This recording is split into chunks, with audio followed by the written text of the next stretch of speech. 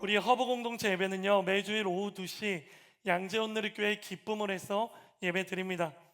또한 어플리케이션 아이위를 다운받으셔서 허브 대학부를 선택하시거나 인스타그램에서 허브 언더바 워십을 검색하시면요, 보다 구체적인 안내와 다양한 영적인 컨텐츠들을 제공받으실 수 있습니다.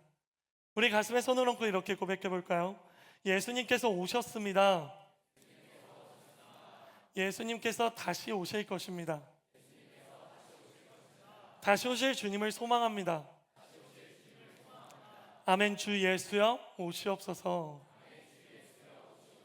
오늘 우리가 함께 예배하며 나아갈 때 우리의 고백이 현실이 되고 하나님의 은혜가 되는 그러한 역사가요, 여기 있는 여러분 모두에게 가득하기를 간절히 소망합니다. 오늘은요, 요한계시록 3장 7절부터 13절까지의 말씀을 통하여서요, 과연 견뎌낼 수 있을까라는 제목으로 하나님의 은혜를 함께 나누도록 하겠습니다. 예수님의 12제자 중 한 사람이었던 요한이 반모섬에서 보고 들은 예수님의 환상과 또 그 말씀을 기록한 책, 바로 요한계시록 중에서 우리는 소아시아 7교회를 향한 예수님의 말씀을 살펴보고 있습니다. 오늘은 소아시아 7교회 중 6번째 교회 빌라델피아 교회에 대해서 살펴보도록 하겠습니다. 다 함께 따라해 볼까요? 빌라델피아 교회. 빌라델피아 교회. 그래요. 우리는 오늘 빌라델피아 교회를 향한 주님의 말씀을 통해 우리에게 주시는 하나님의 영적인 메시지를 함께 발견해 보도록 하겠습니다. 이를 위해 가장 먼저 우리가 짚고 넘어가고 싶은 것은요, 빌라델피아 교회가 위치해 있는 빌라델피아 도시의 특징이에요. 가장 먼저 빌라델피아라는 도시의 이름은요, 기원전 2세기 페르가몬 왕국의 왕이었던 바로 아탈로스 2세의 별명을 따서 그 도시의 이름을 지었습니다. 그것을 번역하면 형제 사랑이라는 뜻을 가지고 있어요. 또한 지리적으로는 지난주에 살펴본 바로 4대 교회에서 동쪽으로 약 45km 정도 떨어진 곳에 위치해 있습니다. 특별히 이 지역은요, 로마와 페르시아를 연결하는 무역로였어요. 전략적으로 굉장히 중요한 도시였다라는 것이죠. 그리고 또한 이곳은 산악지대와 또 평야지대가 합쳐져 있는 곳이었기 때문에 자연적으로 천연 요새였고, 또 주변은 화산지대였으므로 포도 농사하는 데 굉장히 최적화된 비옥한 땅을 가지고 있던 곳이었습니다. 하지만 이러한 도시에는요, 여러 가지 어려움들이 있었어요. 바로 지진이 잦았다라는 것입니다. 얼마나 지진이 잦았으면 역사가들이 이 빌라델비아 교회를 향해 이야기할 때 벽에 금이 가지 않는 날이 없었다라고 평가하겠습니까? 그리고 두 번째 어려움은 다른 소아시아의 도시들처럼요, 그리스 로마 신정과 또 유대의 회당이 세워져 있었다라는 것입니다. 따라서 이러한 도시의 위치에 있는 빌라델피아 교회는 로마에 있던 이교도들의 공격뿐만 아니라 유대교의 박해까지 함께 겪으며 엄청난 핍박과 그리고 박해 속에 있었다라는 것입니다. 그래요. 우리가 오늘 함께 살펴보는 이 빌라델피아 교회도 역시 다른 소아시아 지역과 마찬가지로 신앙을 이어가기에 쉽지 않은 상황과 환경이었다라는 것을 우리는 기억해야 합니다. 자, 그렇다면 과연 이러한 상황 가운데 있던 빌라델피아 교회를 향해 예수님은 무엇라 말씀하실까요? 이에 대해 살펴보기 위해 우리 함께 요한계시록 3장 8절의 말씀을요, 큰 목소리로 읽어보도록 하겠습니다. 시작. 내가 내 행위들을 안다. 보라, 내가 내 앞에 열린 문을 두었으니 이는 내가 힘이 약한 가운데도 내 말을 지키고 내 이름을 부인하지 않았기 때문이다. 아멘. 자, 우리가 이 말씀을 읽으면서 가장 먼저 초점을 맞추고 싶은 것은 열린 문이라는 것입니다. 따라해 볼까요? 열린 문. 열린 문. 그럼 먼저 여러분에게 물어보고 싶어요. 과연 8절에서 말하는 열린 문이란 어떤 문일까요? 예수님께서 빌라델피아 교회에게 허락하신 열린 문은 과연 어떤 의미를 가지고 있을까요? 이에 대한 성경적인 대답을 살펴보기 위해 우리는 바로 앞구절 7절의 말씀을 함께 읽어보도록 하겠습니다. 다시 읽어볼까요? 7절입니다. 시작. 너는 빌라델피아 교회에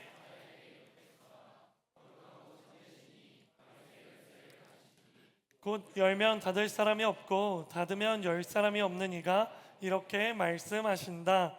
아멘.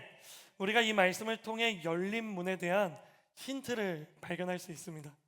그것은 바로 열린 문에 대한 힌트는 다윗의 열쇠라는 것이에요. 성경을 읽어보면 다윗의 열쇠에 대한 기록들을 발견해 볼 수 있어요. 그 중에서 성경에서 다윗의 열쇠에 대해 최초로 기록한 곳이 있습니다. 그것은 바로 이사야 22장 22절이에요. 제가 읽어드릴게요. 그리고 내가 다윗 집의 열쇠를 그의 어깨에 두겠다. 그가 열면 닫을 사람이 없고 그가 닫으면 열 사람이 없을 것이다.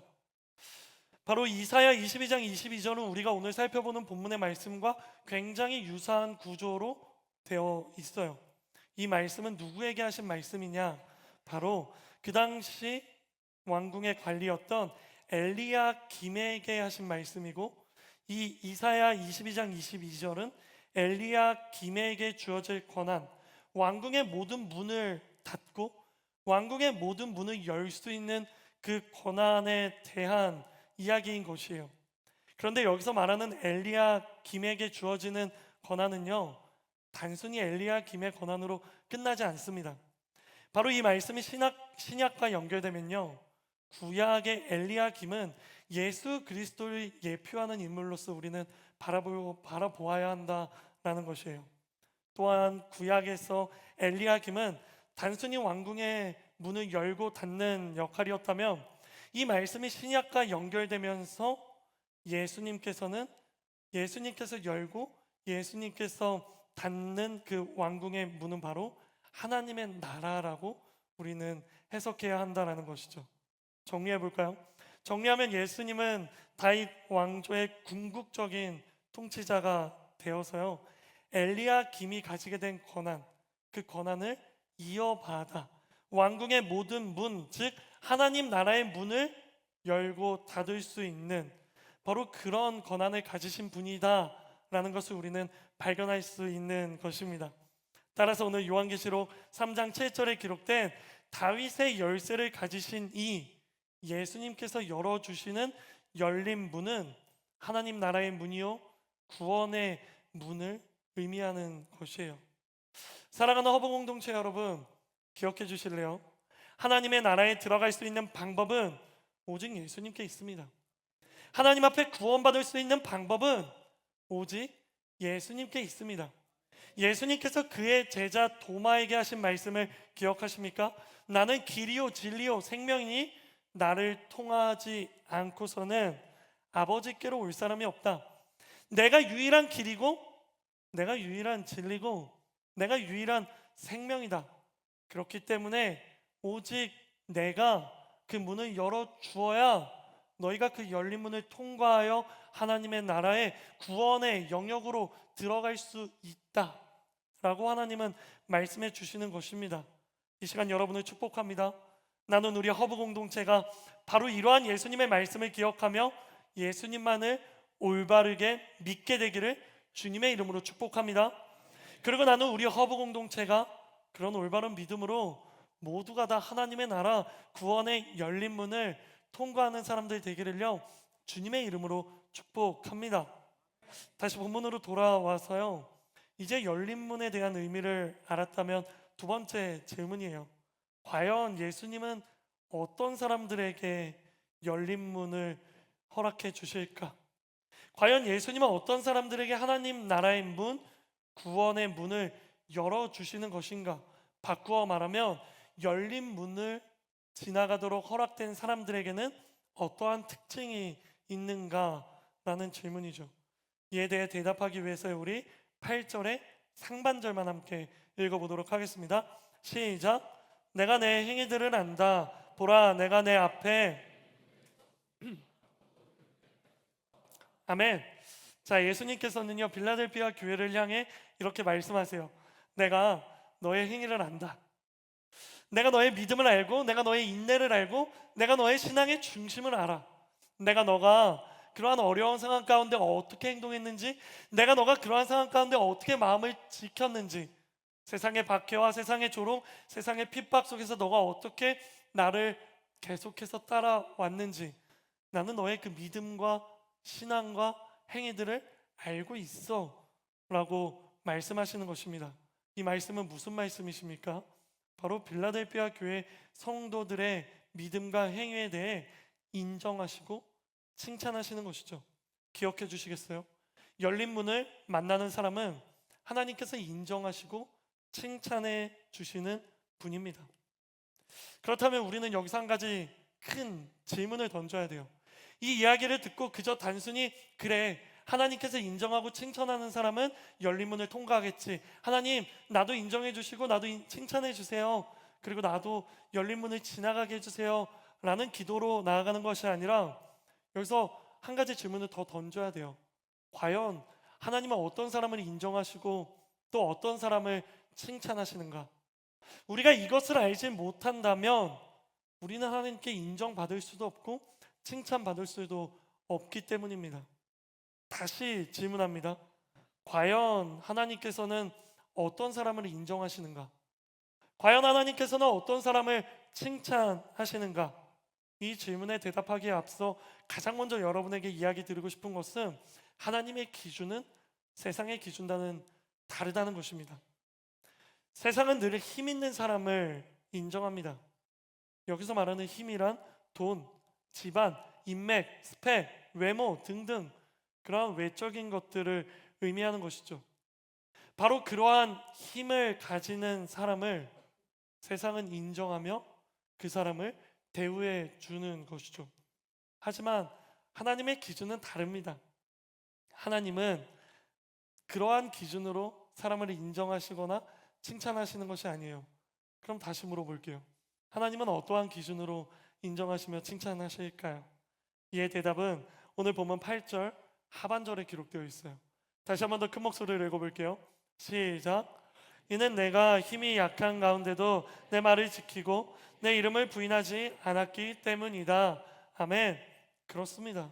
하나님의 기준은 힘에 있지 않습니다. 하나님의 기준은 돈, 스펙, 외모, 인맥 그러한 것들에 있지 않는 거예요. 왜냐고요? 사무엘상 말씀에 이렇게 기록되어 있죠.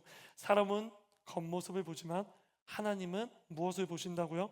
마음의 중심을 보신다고요. 또 기억해 주시겠어요? 하나님의 기준은 그가 하나님 앞에서 얼마나 신실한가에 있는 것이에요.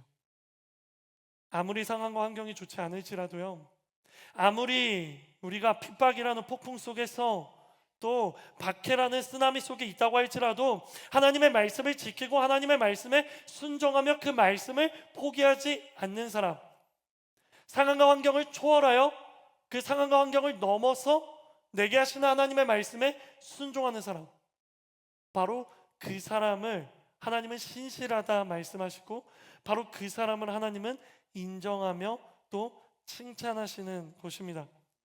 제가 너무 좋아하는 말이 있어서요, 제가 설교를 하며 종종 이야기하는 표현이 있어요.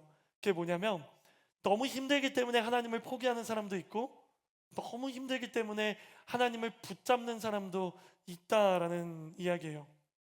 조심스럽게 감히 여러분에게 물어봅니다. 여러분은 어떤 사람입니까? 여러분은 여러분의 상황과 환경이 너무 거칠고 힘들어서 하나님을 포기하는 사람입니까? 아니면 여러분은 여러분의 삶 가운데 찾아온 고난이라는 폭풍 속에서, 고통과 아픔과 슬픔이라는 폭우 속에서 하나님을 더욱더 붙잡는 사람입니까? 간절히 바라옵기는, 저는 여기 있는 여러분 모두가 힘들기 때문에, 어렵기 때문에, 상황과 환경이 좋지 않기 때문에 하나님을 더 붙드는 사람들 되기를 주님의 이름으로 축복합니다.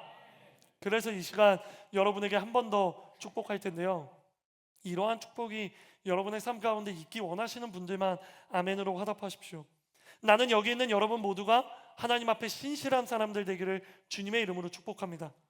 나는 여기 있는 여러분 모두가 상황과 환경을 초월하여 하나님의 말씀을 순종하고 하나님을 끝까지 포기하지 않는 사람들 되기를 주님의 이름으로 축복합니다. 그래서 여기 있는 우리 모두가 하나님께 인정받아 열린 문을 통과하는 그런 저와 여러분 되기를 주님의 이름으로 축복합니다. 그러니 여러분, 세상의 이야기에 속지 마십시오. 세상은 우리에게 말합니다. 끝까지 견디고 버티기 위해서는 힘이 필요하다고. 그 강한 힘을 지녀야 된다고. 그러니 그 힘을 지니기 위해 너에게 더 도움이 되는 사람들과 가까이 하고, 너에게 도움이 되지 않는 사람들에게 굳이 에너지를 낭비하지 말라고. 또 주말에 시간을 낭비하면 교회 가지 말고, 주말에 조금이라도 너의 스펙을 더 쌓고 조금이라도 너의 에너지를 더 충전하라고 세상은 우리에게 이야기합니다. 그것들이 곧 끝까지 버틸 힘으로 작용하기 때문이라고 우리에게 말하고 있는 것이에요.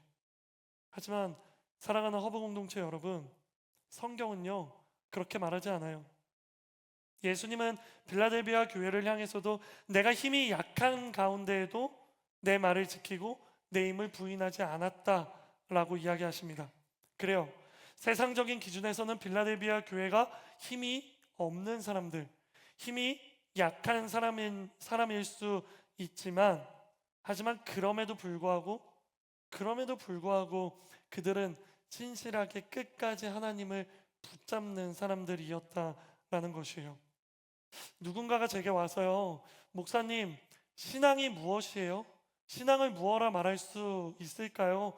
라고 묻는다면요, 저는요 조금의 고민도 없이 이렇게 말하고 싶어요. 신앙은 그럼에도 불구하고이다. 뭐라고요? 신앙은 그럼에도 불구하고이다.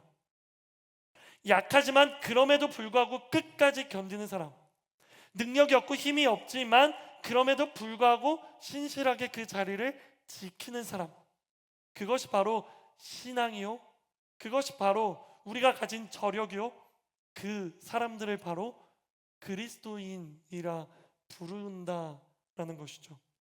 그래요, 우리는 이러한 모습을 보면서요 또 한 가지 영적인 메시지를 발견하게 되는 거예요. 강한 사람이 견디는 것이 아니라 견디는 사람이 강한 사람이라는 것이죠. 끝까지 견뎌내는 사람은 하나님께서 강하게 하신다라는 영적인 비밀이자 영적인 원리인 것이에요. 이런 이야기를 들었다면 우리는 또 한 가지 궁금증이 생기며 질문해 봐야 합니다. 그것이 바로 이것이에요. 빌라델비아 교회가 강한 힘을 가지지 않았음에도 불구하고 끝까지 버틸 수 있었던 비결은 무엇인가? 강하지 않지만 포기하지 않을 수 있었던 이유는 무엇인가? 이에 대해 이사야 40장 31절 말씀은 이렇게 설명합니다. 여호와를 바라는 사람들은 새로운 힘을 얻을 것이다. 독수리가 날개를 치면서 솟구치듯 올라갈 것이고, 아무리 달려도 지치지 않고 아무리 걸어도 피곤하지 않을 것이다. 아멘. 끝까지 버틸 수 있는 저력, 아무리 달려도 지치지 않고 아무리 걸어도 피곤치 않을 수 있는 바로 그 저력, 그 비결은 여호와 하나님을 바라는 것에 있다. 성경은 우리에게 말해주고 있는 것입니다. 그래요, 하나님을 바라는 사람들에게 하나님은 힘을 주십니다. 하나님을 바라는 사람들에게 하나님은 능력을 더해 주십니다.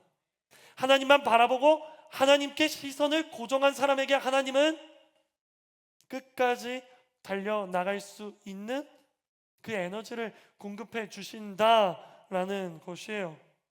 그렇게 끝까지 견딘 사람들이 진짜 강한 사람들이고, 그 사람들에게 하나님께서는 열린 문을 허락하신다라는 것입니다. 즉 요약하면 이렇습니다. 하나님을 바라는 사람들은 하나님께서 버틸 힘을 주시고, 그 힘을 가지고 끝까지 버틴 사람들은 하나님께서 열린 문을 허락해 주신다라는 것이죠. 아주 중요한 영적인 원리인 것이에요. 사랑하는 허브 공동체 여러분, 그렇다면 이제 우리 스스로에게 질문해 봅시다. 나는 하나님을 바라는 사람이 맞나? 나는 정말 하나님을 원하고 바라고 있는가? 하나님을 만나는 것, 하나님을 나의 인생의 주인으로 모시는 것, 하나님 한 분이면 충분하다는 그 고백으로 내가 끝까지 하나님만 바라보며 나의 삶을 온전히 내어드리고 있는가? 바로 이러한 질문으로 우리의 모습을 점검해 보아야 하는 것입니다. 여러분, 이 질문에 대한 솔직한 여러분의 대답은 무엇입니까? 이 질문에 대한 정직한 여러분의 대답은 무엇입니까? 이 시간 여러분을 축복합니다. 나는 우리 허브 공동체가 하나님을 바라는 공동체 되기를 주님의 이름으로 축복합니다. 나는 우리 허브 공동체가 하나님 한 분이면 충분하다고 그렇게 고백하는 공동체가 되기를 예수님의 이름으로 축복합니다. 그로 인해 우리 모두가요, 하나님으로부터 힘을 얻어 모든 상황과 환경을 초월하여서 끝까지 버틸 수 있는 그런 힘을 얻게 되기를 간절히 소망합니다. 그렇게 여기 있는 우리 모두가 그 열린 문을 통과하게 되는 사람들 되기를 간절히 소망하는 것이에요. 이 시간 선포할게요. 잠자고 있는 영아 깨어나 하나님을 바라볼지어다. 죽어있는 영아 다시 살아나 하나님을 붙들지어다. 우리의 영이 살아나 하나님을 바라보고 하나님을 붙들 때 하나님께서 우리에게 주시는 힘을 얻게 될지어다. 바로 이러한 축복이 우리 모두에게 가득하기를 바라는 것입니다.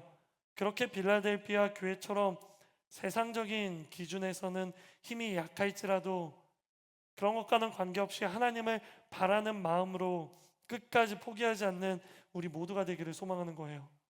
자, 그럼 이제 마지막이에요. 그렇게 하나님을 바라보며 하나님께서 주시는 힘으로 끝까지 견디는 사람들에게 약속된 것은 무엇일까? 과연 우리가 하나님을 바라보고 하나님 앞에 나아가 하나님을 붙잡았을 때 하나님께서 주시는 힘을 가지고 끝까지 버티게 된다면, 그러면 그 끝에 우리에게 어떠한 축복과 은혜가 기다리고 있는 것일까? 이 질문에 대한 대답을 찾기 위해서요, 요한계시록 3장 10절부터 12절까지의 말씀을 읽어보도록 할게요. 시작.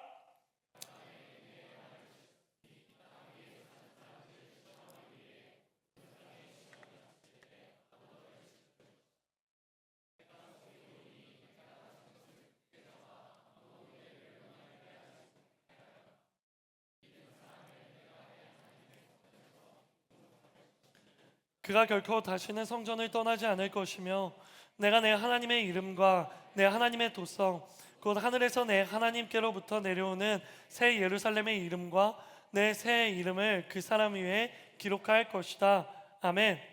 끝까지 견디는 사람들에게 주시는 예수님의 첫 번째 약속 따라해 볼까요? 나도 너를 지켜줄 것이다. 그래요. 온 세상이 시험을 닥칠 때 나도 너를 지켜줄 것이다. 제가 이 말씀을 묵상하면서요, 정말 감동이 되었던 부분이 어딘 줄 아세요? 지켜줄 것이다 라는 부분보다 더 감동이 되었던 부분은 나도 너를 지켜줄 거야, 나도 너를, 바로 이 부분이 저에게 너무 큰 감동이 되었어요. 이는 마치 하나님 앞에서 힘이 없고 또 힘이 없기 때문에 세상 가운데 온갖 조롱과 핍박과 무시를 받지만, 그럼에도 불구하고 하나님을 향한 그 신앙을 지킨 우리, 바로 하나님과의 약속을 지키고 있는 우리의 모습을 하나님께서 인정하시며 칭찬하시는 것 같았어요. 나도 너처럼 너를 지켜줄게. 이 말에 담겨 있는 의미는 너가 나의 말씀을 지킨 것처럼 나도 너를 지켜줄게 라는 바로 이러한 의미가 숨어 있다라는 것을 발견하고요, 저는 너무 큰 감동이 되었습니다. 사랑하는 허브 공동체 여러분, 기억해 주실래요? 처음에는 우리가 신앙을 지키지만 나중에는 신앙이 우리를 지켜주는 거예요. 지금은 우리가 아둥바둥 하나님의 말씀을 지키기 위해 노력하고 힘쓰는 것 같지만 우리의 이러한 모습을 하나님께서 항상 바라보고 계시면서 너가 나를 향한 그 믿음을 지킨 건 내가 알고 있어. 너가 힘들고 어렵고 세상 사람들이 다 조롱하는 그 속에서도 내가 너에게 한 그 말씀을 지킨 것을 내가 알고 있어. 너가 지킨 것처럼 나도 너를 지켜줄게. 하나님은 우리에게 이야기하시는 것입니다. 이는 마치 하나님께서 노아에게 하시는 말씀과도 같은 거예요. 하나님의 말씀을 듣고 순종하며 그 말씀대로 큰 배를 지을 때 세상의 모든 사람들은 노아를 조롱합니다. 바닷가도 아니고 물 근처도 아니고 산에 배를 짓다니, 이 무슨 어리석은 행동이냐, 이 무슨 말도 안 되는 소리냐, 드디어 노아가 미쳤다. 사람들은 노아를 무시하고 노아를 조롱했을 것입니다. 하지만 노아는 하나님의 말씀을 기억하고 또 하나님의 말씀을 지키면서 배를 완성해 나가는 거예요. 그리고 하나님의 때가 되었을 때, 이 세상에 홍수가 났을 때 모든 것들이 물 아래 잠겨서 심판을 받았지만 하나님께서는 노아를 지켜주셨어요. 하나님의 말씀을 지킨 노아를 이제는 하나님께서 지켜주시며 구원하신 것이에요. 그래요. 예수님은 예수님의 말씀을 순종하며 끝까지 견딘 자들을 반드시 지켜주십니다. 그리고 그들을 보호해 주신다 약속하시는 것이 첫 번째 약속인 거예요. 그렇다면 다음 두 번째 약속은 무엇일까? 우리 함께 따라해 볼까요? 성전의 기둥이 되게 하신다. 성전의 기둥이 되게 하신다. 그래요. 두 번째 예수님의 약속은 하나님의 성전의 기둥이 되게 할 거다라는 하나님의 약속입니다. 혹시 기억하시나요? 솔로몬이 성전을 완성했을 때, 솔로몬이 성전을 지어갈 때 그는 성전의 현관에요, 두 개의 기둥을 세웠어요. 그 두 개의 기둥의 이름이 무엇인 줄 아십니까? 바로 야긴과 보아스죠. 야긴 어떤 의미입니까? 야긴, 그가 세우다. 보아스 어떤 의미입니까? 그에게 힘이 있다. 그래요. 야긴, 그가 세우다. 보아스, 그에게 힘이 있다. 하나님의 성전의 기둥이 되게 하실 것이라는 이 약속은 곧 하나님께서 우리는 넘어지지 않게 세우실 것이라는 약속, 또 하나님께서 우리는 다시 한 번 더 그 끝까지 나아갈 수 있도록, 하나님 앞에 끝까지 올 수 있도록 우리에게 힘을 주신다라는 바로 그러한 약속이요, 기둥이 되게 하실 것이다라는 이 말씀에 숨어 있다라는 것이에요. 사랑하는 허브 공동체 여러분, 예수님은 우리에게 말씀하십니다. 수고하고 무거운 짐진자들아, 다 내게로 오라. 그리고 뭐라고 말씀하시죠? 내가 너희를 쉬게 할 거야. 그래요. 혹시 이 자리 가운데 이 세상을 살아가며 우리가 지고 있는 짐들이 너무나도 무겁고 부담이 되고, 또 너무 무겁고 부담이 되어서 너무 힘들고 지쳐 있는 분들이 계십니까? 오늘 하나님께서 말씀하시는 거예요. 내가 너를 기둥이 되게 할게. 내가 너를 바로 세워줄게. 내가 너에게 힘을 줄게. 내가 무너져가는 너를 다시 세우고, 내가 쓰러져 있는 너에게 힘을 주어 다시 일어날 수 있는 힘을 줄게. 그리고 그 힘을 주고 일으켜 세우는 것뿐만 아니라 거기서 한 걸음을 더 나아가서 너가 지고 있는 그 짐도 내가 대신 지어 줄게. 나의 사랑, 나의 어여쁜 자야. 그러니 일어나서 우리 함께 가자. 예수님은 말씀하시는 것입니다. 이것이 바로 예수님께서 오늘 우리에게 주시는 말씀인 것이죠. 이러한 하나님의 음성을 듣고 우리는 하나님의 품 안에서 평안을 누리며 하나님의 손을 잡고 그 걸음을 걸어 나갈 수 있다. 이것이 바로 우리에게 주어진 두 번째 약속이라는 것이에요. 그렇다면 마지막 세 번째는 무엇일까? 첫 번째가 내가 너를 지켜줄게. 두 번째가 내가 너를 성전의 기둥이 되게 할게. 그렇다면 마지막 세 번째는 이것입니다. 다 함께 따라해 볼까요? 새 이름을 새겨 줄게. 그래요. 마지막 세 번째 예수님의 약속은 하나님과 예수님의 새 이름을 그들에게 새겨 주실 것이다 라고 말씀하시는 것이에요. 고대 세계에서 소유권을 표시하기 위해서는요, 이름을 새기는 전통들이 있었어요. 종이나 노예에게 주인의 이름을 새기는 바로 그러한 의식들도 있었고, 성전 기물에도 하나님을 위한 것임을 나타내는 이름을 새기곤 했어요. 즉 하나님의 이름을 받는다는 것은, 하나님의 이름이 새겨진다는 것은 하나님의 소유가 되고 그분께 영원히 속하게 됨을 의미하는 것입니다. 조금 더 쉽게 말하면요, 새로운 신분을 얻게 된다라는 것이에요. 어떤 신분이죠? 바로 하늘나라의 시민권, 하늘나라 백성의 신분인 것입니다. 기억하시죠? 바울은 이렇게 고백했잖아요. 빌립보서 3장 20절, 21절입니다. 그러나 우리의 시민권은 하늘에 있습니다. 우리는 그것으로부터 구원자 곧 주 예수 그리스도를 기다립니다. 그분은 만물을 그분에게 복종시킬 수 있는 능력으로 우리의 천한 몸을 그분의 영광스러운 몸과 같은 형상으로 변화시켜 주실 것입니다. 그래요. 바울의 고백처럼 끝까지 견디어 하나님 앞에 나아가는 사람들은 새로운 신분, 하늘나라 시민권을 얻게 되는 것이죠. 우리의 천한 몸이, 우리의 죄악된 몸이, 우리의 죄의 신분이 하나님의 형상과 같이 회복되어 하나님의 자녀라는, 하나님의 아들, 하나님의 딸이라는 바로 그러한 정체성이 회복되는 것이에요. 여러분 기억하세요? 하나님께서 아담과 하와를 창조하시고 에덴 동산에 두셨죠. 그 에덴 동산에서 하나님은 그들과 함께 하셨잖아요. 저는 에덴 동산에서 아담과 하와가 하나님과 함께 거닐었다라는 그 표현이요, 너무나도 부럽더라고요. 나도 하나님과 함께 거닐고 싶다. 나도 하나님과 함께 살아가고 싶다. 나도 하나님께서 내게 주시는 힘을 가지고 하나님과 동행하며 살아가고 싶다. 바로 이러한 소망을 하나님께서는 성취해 주신다라는 것이에요. 우리의 천한 몸을 그분의 영광스러운 몸과 같은 태초에 창조되었을 때 우리의 바로 그 하나님의 형상이 회복되는 것을 의미하는 것이죠. 더 이상 예수님을 믿는 사람들을 죄인이지만 죄인이 아닌 걸로 보아주시는 이신칭의, 오직 믿음으로 말미암아 의롭다고 칭함받는 것을 넘어서서요, 정말 의인이 되는, 정말 의인으로 회복되는 바로 그 하나님의 형상으로 우리가 다시 돌아갈 것이다 이야기하는 것입니다. 이것이 바로 예수님께서 다시 오시는 그날까지 끝까지 견디는 사람들에게 주시는 하나님의 세 번째 약속인 것이에요. 사랑하는 허브 공동체 여러분, 저는요, 여러분이 이러한 약속을 기억하며 끝까지 견뎌내는 사람들 되기를 바랍니다.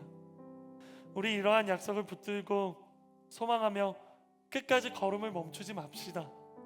그렇게 빌라델피아 교회처럼 우리도 예수님의 칭찬을 받는 사람이 됩시다. 예수님의 인정을 받는 사람들이 됩시다. 다른 소아시아 교회들은 칭찬도 있었지만 책망도 있었죠. 하지만 빌라델피아 교회 사람들은 책망은 없는 거예요. 오직 칭찬만이 있는 바로 그러한 교회, 그러한 공동체가요, 바로 우리 허브 공동체가 되기를 소망하는 거예요. 그러기 위해서 우리가 기억해야 할 한 가지가 있습니다. 그것은 바로 우리가 그런 마음을 가지고 그런 선한 뜻을 품고 우리가 그 길을 걸어간다고 할지라도요, 우리의 삶 가운데에는 사단은 계속해서 우리를 공격하고 유혹할 것이라는 것이에요. 우리는 이것을 기억해야 합니다. 계속해서 사단은 우리를 괴롭힐 거예요. 계속해서 사단은 우리를 공격할 거예요. 그리고 우리 귓가에 사단은 이렇게 말할 거예요. 네가 견딜 수 있을 것 같아? 너가 지금 겪고 있는 이 고난, 이 아픔, 이 질병, 이 어려움, 너가 이겨낼 수 있을 것 같아? 정말 하나님이 계시다면 하나님이 너에게 이러한 것들을 허락하셨을까? 너가 아픈 것만 봐도, 너가 이렇게 고난을 만나는 것만 봐도 하나님이 너를 버리셨다는 증거야. 그러니까 하나님으로부터 떠나. 힘드니까 하나님을 붙잡으라고? 아니, 하나님을 붙잡을 힘 없잖아. 그러니까 이제 그만 하나님을 포기하고 하나님 앞에 원망하며 그 자리를 떠나가 봐. 사단은 우리를 계속해서 우리의 마음 가운데 이러한 이야기를 할 거예요. 분명하게 말씀드립니다. 명확한 사단의 음성입니다. 명확한 사단의 유혹인 것이에요. 그러니 이러한 사단의 계략에 마음을 빼앗기지 마십시오. 내가 하나님 앞에 결단하며 걸어간다 할지라도, 그 끝을 향해 내가 걸어가겠다 고백한다 할지라도 우리의 삶 가운데 사단의 공격이 있음을 기억하며 그 공격을 이겨내십시오. 하나님은 우리에게 말씀하셨습니다. 무릇 지킬 만한 것들 중에 무엇을 지키라? 너희 마음을 지키라고 말씀하셨어요. 그러니 우리의 마음을 지키십시오. 우리의 마음을 하나님께 내어드리십시오. 우리가 마음을 지키며 하나님을 바라볼 때, 성령님을 의지하며 우리가 나아갈 때, 하나님은 우리에게 하나님의 전신갑주를 입혀 주시는 것이에요. 이 시간 마지막으로 여러분을 축복하고 우리 함께 기도하기 원해요. 나는 여기 있는 여러분 모두가 하나님을 끝까지 의지하며 끝까지 견뎌내는 사람들 되기를 주님의 이름으로 축복합니다. 설령 그 과정 가운데 사단이 우리를 공격해와도, 사단이 우리의 귓가에 속삭일지라도 이것은 사단의 음성이다. 예수 그리스도의 이름으로 선포하오니 사단의 음성아 떠나갈지어다. 나를 무너뜨리려는 모든 사단의 세력들아 묶임받고 떠나갈지어다.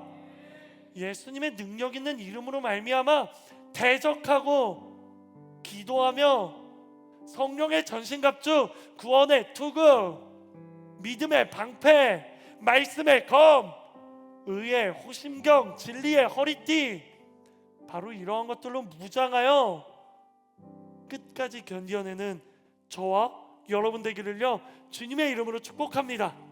기도하겠습니다.